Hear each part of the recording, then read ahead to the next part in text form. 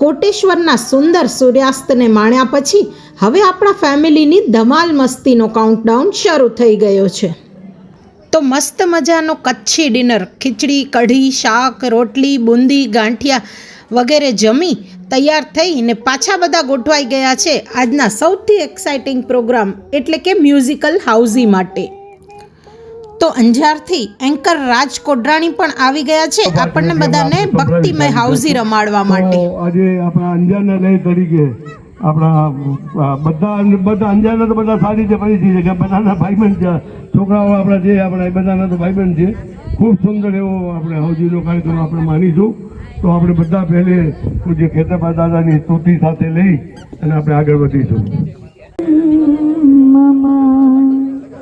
नाग देवता शरणं मम जगदम्बा शरणं मम 64 जोगणी शरणं मम श्री दादा मारा खेतर पार दादा द्वागु हो जो दादा हमारा श्री दादा मारा खेतर पाड़ दादा द्वागु हो जो दादा हमारा.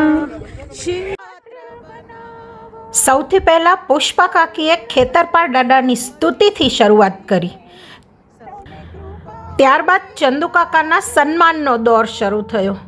પરિવારજનો એમના માટે જિંદગીના 75 વર્ષની ઉજવણી યાદગાર બની જાય એવા સંભારણાની ભેટ લાવ્યા હતા.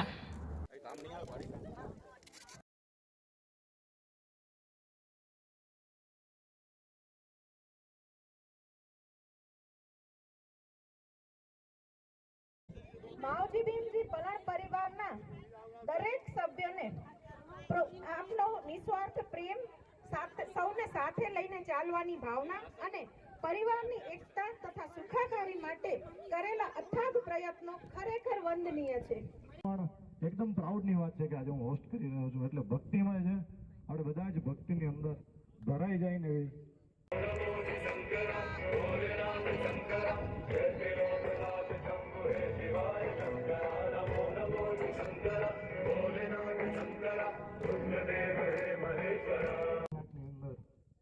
મેં એક વસ્તુ નોટ કરી, મારું કામ છે ઓબ્ઝર્વેશનનું, બધા એકદમ ડિસિપ્લિનમાં.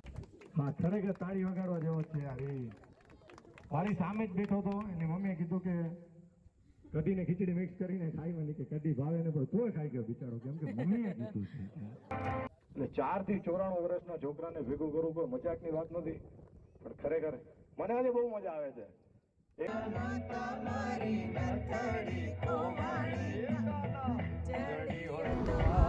એક તરફ ગીતો, બીજી તરફ ડાન્સ.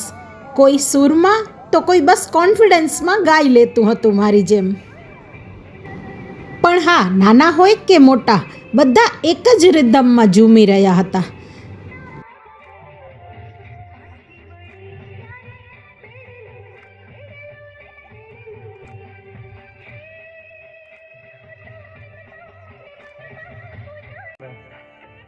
બેઠે બેઠે રમી આપણે બધા યાર. જેને ખુદામાં તકલીફ છે હું કોઈ ફોર્સ ના કરું. તમને લાગતું હશે કે દિવસ પૂરો થઈ ગયો? બિલકુલ નહીં. રાતના સ્નેક્સમાં દાબેલી અને આઈસ્ક્રીમની એન્ટ્રી થઈ. જો ઉત્સવ, નિસર્ગ, રોનકભાઈ બધાને દાબેલી આપી રહ્યા છે. આજે તો આખો દિવસ બસ ખા જ કર્યું છે.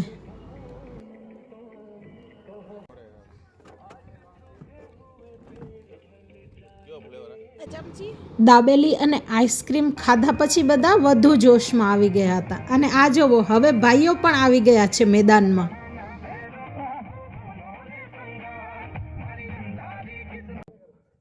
અત્યાર સુધી છે ને આપણે બધા એવું સાંભળ્યું છે કે અઠવાડિયો, પણ વાર તો 7 હોય ને. 8મો વાર કયો છે? તો કે 8મો વાર એટલે આ પરિવાર છે યાર. ખરેખર આ પરિવાર માટે તો જોરદાર તાળીઓ થઈ જાય.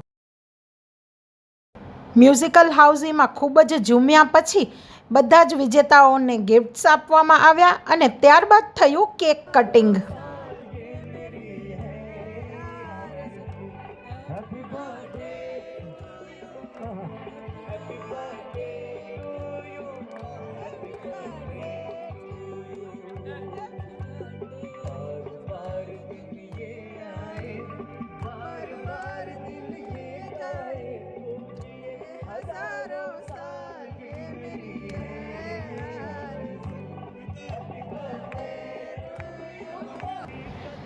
ચલો મિત્રો, અમારી પિકનિકનો ડે 1 તો અહીં જ પૂરો થાય છે અને ડે 2ની ધમાલ મસ્તી જોવા માટે વ્લોગ્સ જોતા રહેજો.